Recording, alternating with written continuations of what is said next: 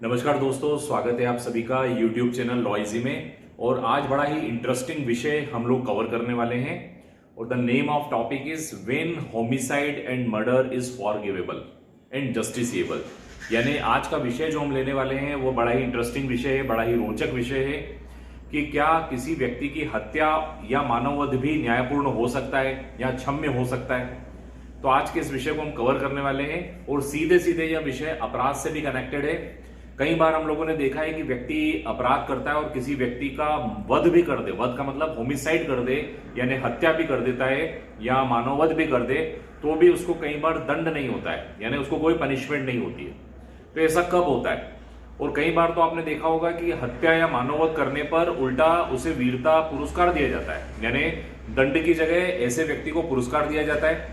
यही व्यक्ति यदि बॉर्डर पर दुश्मन को मारता है, यदि कोई सैनिक है और उसने दुश्मनों को मारा है, देश के दुश्मनों को खत्म किया है, तो ऐसी स्थिति में उसे परमवीर चक्र, अशोक चक्र और अनेक वीरता पुरस्कार मिलते हैं, यानी दंड की जगह उल्टा पुरस्कार मिलता है। लेकिन यही यदि उसकी गन की दिशा जो है वो सिविलियन की ओर हो जाए, सिविलियन मतलब किसी निर्दोष को यदि मारेगा, तो ऐसी स्थिति में उसको दंड दिया जाएगा। तो आज के इस वीडियो लेक्चर में हम कवर करेंगे कि कब हत्या और मानववध न्यायपूर्ण होता है, कब हत्या और मानववध में कोई सजा नहीं होती है। तो इस विषय को आज हम लोग कवर करेंगे।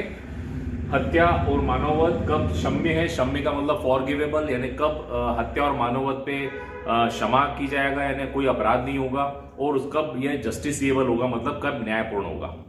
तो सबसे पहले हम बात करते हैं मर्डर की या होमिसाइड की। मर्डर हम सभी लोगों ने धारा 300 आईपीसी में पढ़ा है और 302 में इसका दंड दिया हुआ है। जो व्यक्ति किसी व्यक्ति को मृत्यु कारित करने के आशय से शारीरिक क्षति पहुंचाता है और ऐसी शारीरिक क्षति जिसमें सामान्य अनुक्रम में किसी व्यक्ति की मृत्यु होना संभावित है, यानी नेचुरल कोर्स में, नेचुरल ट्रांजेक्शन में व्यक्ति की डेथ हो जाती है ऐसी इंजुरी से, या इस नॉलेज से कोई व्यक्ति चोट पहुंचाता है कि मृत्यु होना इसका परिणाम होगा, तो वो मर्डर कहलाता है। ठीक इसी प्रकार होमिसाइड 299 में समझाई गई है। 299 आईपीसी होमिसाइड को बताता है कि इंटेंशन टू कॉज डेथ, यहां पर भी मारने का आशय होता है, और यहां पर कोई व्यक्ति फिजिकल इंजुरी यानी शारीरिक क्षति ऐसी पहुंचाता है जिससे व्यक्ति की डेथ होना संभावित है या उस व्यक्ति की डेथ पॉसिबल है, संभव है, तो ऐसी स्थिति में होमिसाइड कहलाता है। लेकिन यह क्षमा योग्य भी हो सकता है, न्यायपूर्ण भी हो सकता है। अब कब क्षमा योग्य होता है? एक व्यक्ति ने दूसरे व्यक्ति की जान ले ली लेकिन फिर भी क्षमा योग्य है, फिर भी कानून उसको सजा नहीं दे रहा है और उसको न्यायपूर्ण मान लिया जा रहा है। आइए इसको समझते हैं। सबसे पहले मिस्टेक। जो व्यक्ति तथ्य की भूल से, मिस्टेक यानी तथ्य की भूल यानी मिस्टेक ऑफ फैक्ट, आईपीसी की धारा 76 और 79 में बताया गया है कि जो व्यक्ति तथ्य की भूल से बाय मिस्टेक, यदि उस व्यक्ति से किसी अन्य व्यक्ति की डेथ हो जाती है, उसका मारने का कोई इरादा नहीं था, और यदि वो विधि द्वारा आबद्ध है या आबद्ध समझता है, यानी कोई व्यक्ति विधि द्वारा आबद्ध, बाउंड बाय लॉ है, और उसे मिस्टेक हो जाती है और मिस्टेक ऑफ फैक्ट की वजह से यदि वो किसी अन्य व्यक्ति को मार देता है, तो इसी स्थिति में अगर वो प्रूव कर दे, सिद्ध कर दे कि उससे यह गलतीवश हुआ है, भूलवश हुआ है, और वो विधि द्वारा आबद्ध है या विधि द्वारा न्यायानुमत है 79, तो ऐसी स्थिति में यह क्षमा योग्य हो सकता है। Private defence. प्राइवेट डिफेंस यानी खुद की प्रतिरक्षा में, खुद के या दूसरे की बॉडी के लिए या खुद की प्रॉपर्टी या दूसरे की प्रॉपर्टी की रक्षा के लिए कोई व्यक्ति यदि किसी की डेथ कॉज करता है तो वह भी क्षम्य होता है। यदि आप नहीं मारेंगे तो सामने वाला व्यक्ति आपको मार देगा।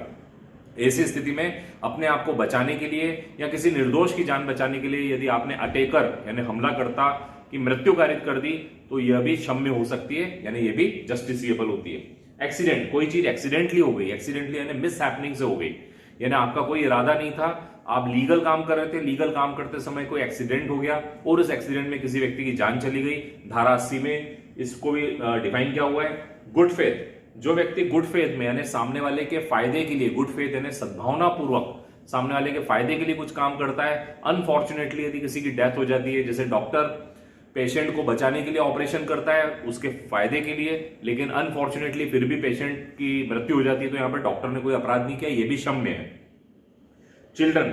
यदि बच्चा है, उस बच्चे को नहीं पता कार्य की प्रकृति और परिणाम के बारे में, उसे कोई जानकारी नहीं है, तो धारा 82 और 83 इसमें बच्चों के लिए प्रोटेक्शन दिया गया है कि यदि बच्चे बाय मिस्टेक यदि कोई ऐसा काम कर देते हैं जिसकी वजह से किसी की डेथ हो जाती है, तो बच्चे चूंकि नेचर एंड कॉन्सिक्वेंसेज नहीं समझते, इसलिए उनके द्वारा भी कोई अपराध नहीं माना जाएगा, वो भी फॉरगिवेबल यानी क्षम्य होगा। Insane person. इनसेन का मतलब होता है दिमागी रूप से जो अस्वस्थ व्यक्ति है, विकृत चित्त है, पागल है, तो पागल व्यक्ति को भी कार्य की प्रकृति और परिणाम की जानकारी नहीं होती। धारा 84 आईपीसी यही कहती है कि यदि कोई व्यक्ति पागल है और चित्त विकृति की वजह से वो कार्य की प्रकृति परिणाम नहीं जानता है और उससे कोई डेथ हो जाती है तो वह भी क्षम्य हो सकती है या जस्टिसेबल मानी जा सकती है।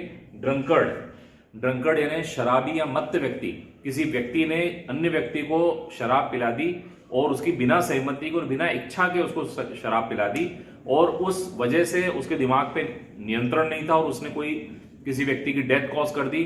तो धारा 85 और 86 जो आईपीसी की धाराएं हैं उसमें बताया गया है कि ड्रंकर्ड व्यक्ति यदि किसी और ने पिलाई है, खुद स्वेच्छा से पिएगा तो कोई छूट नहीं मिलने वाली है, लेकिन यदि कोई और व्यक्ति कोई ऐसा पदार्थ पिला दे, मादक द्रव्य पिला दे जिसकी वजह से व्यक्ति का मस्तिष्क पे नियंत्रण खत्म हो जाए और उस दौरान वो कोई व्यक्ति हत्या या कुछ मानववध कर लेता है तो ऐसी स्थिति में उसे कोई सजा नहीं होगी। तो ये है मित्रों क्षमा योग्य या न्यायपूर्ण, यानी व्यक्ति की डेथ हो रही है फिर भी कानून क्षमा कर देता है या ऐसी डेथ को न्यायपूर्ण माना जाता है। जैसे प्राइवेट डिफेंस न्यायपूर्ण है। न्यायपूर्ण का मतलब ये है कि यदि आप नहीं मारते तो अटैकर आपको मार देता। तो ये होती है हम लोगों ने पढ़ा जिसमें क्षमा योग्य। लेकिन अब हम पढ़ने वाले हैं अवैधानिक। किसी व्यक्ति की जान लेना अवैधानिक हो सकता है और दंडनीय भी हो सकता है। सबसे पहले कल्पेबल होमिसाइड 299 धारा 299 में जो व्यक्ति मारने के आशय से किसी व्यक्ति को चोट पहुंचाता है और उसकी डेथ भी हो जाती है, लेकिन डेथ की डिग्री कम है, यहां पर संभावना थोड़ी कम थी लेकिन फिर भी डेथ हो गई है तो कल्पेबल होमिसाइड हो जाएगा। और यही चीज मर्डर में तब होती है जब डिग्री ज्यादा है, यानी बचने की संभावना बिल्कुल भी नहीं है। ए ने इस प्रकार से चोट पहुंचाई है कि बचने की संभावना बिल्कुल भी नहीं है और मारने का आशय पूरा था, तो ये मर्डर में आ जाता है। और मर्डर में आप सभी को पता है धारा 302 में मृत्युदंड या आजीवन कारावास का दंड होता है।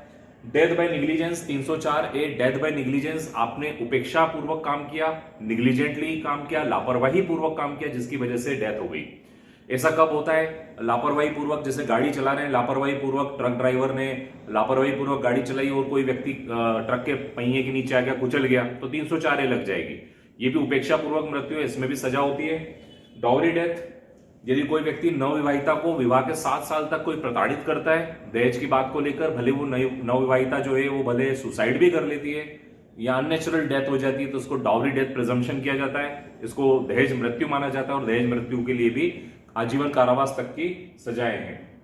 अबेटमेंट फॉर सुसाइड, जो व्यक्ति सुसाइड के लिए अबेट करता है यानी अन्य व्यक्ति को आत्महत्या के लिए दुष्प्रेरित करता है, उकसाता है, और आपके उकसाने से कोई निर्दोष व्यक्ति यदि सुसाइड कर लेता है तो ये भी एक मानववध की श्रेणी में आता है और इसमें भी डेथ पेनल्टी यानी मृत्युदंड वगैरह बताया गया है। और इसी प्रकार बच्चे को जन्म लेने से रोकना, जीवित जन्म लेने से रोकना, मिसकैरेज कर देना, गर्भपात कर देना, भ्रूण हत्या, शिशु हत्या कर दी, तो ये सारे जो अपराध हम लोग देख रहे हैं ये अवैधानिक हैं और दंडनीय हैं और ये मर्डर और होमिसाइड की श्रेणी में आते हैं, लेकिन ये दंडनीय है। अभी हम लोगों को इंपॉर्टेंटली ये समझना था कि मर्डर और होमिसाइड क्षमा योग्य भी हो सकता है और न्यायपूर्ण भी हो सकता है, लेकिन ये सारी बातें तब एप्लीकेबल होती है जब आप इस बात को सिद्ध करने का भार आप पर होगा, यानी साबित करने का भार आप पर होगा कि आपने जो डेथ कॉज किए वो मिस्टेक से किए या प्राइवेट डिफेंस से किए या एक्सीडेंट से हुई है या गुड फेथ में हुई है या करने वाला बालक है या करने वाला पागल है, विकृत चित्त व्यक्ति है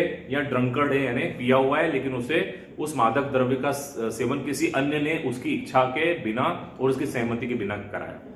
तो मित्रों ये है आज का लेक्चर जिसमें हम लोगों ने हत्या और मानववध कब जस्टिसेबल होता है या कब क्षमा योग्य होता है इस बिंदु को समझा। I hope you enjoyed this lecture. Kindly subscribe my channel law easy. Thank you so much.